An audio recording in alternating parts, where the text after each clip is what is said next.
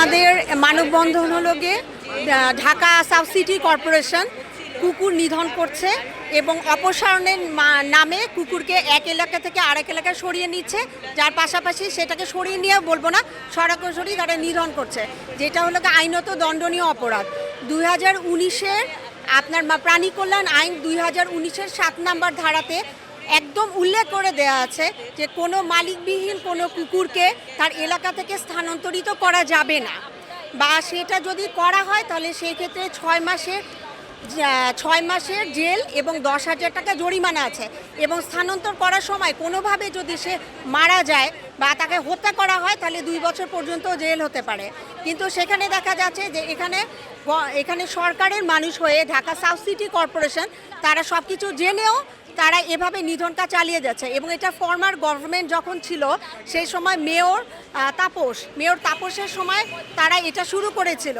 এরপরে আমরা ফাউন্ডেশন থেকে এবং হলো গিয়ে আপনার অভয়ারণ্য থেকে আমরা এটার এগেনস্টে মামলাও করেছিলাম।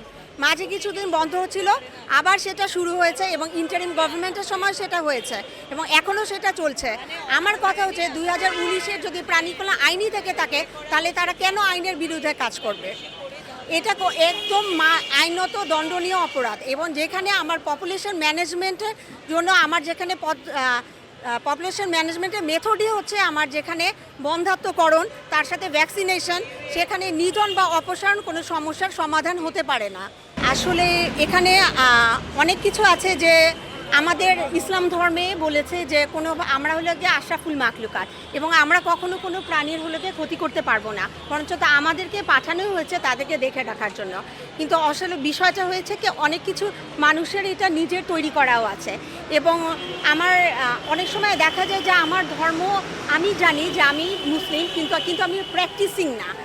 সেই ক্ষেত্রে এক একজনে এক এক ধরনের ধারণা করে থাকে বা তারা হলো গিয়ে একটা কোনো কিছু পোষণ করে থাকে, সেই ক্ষেত্রে দেখা যায় এরকম হয়ে থাকতে পারে।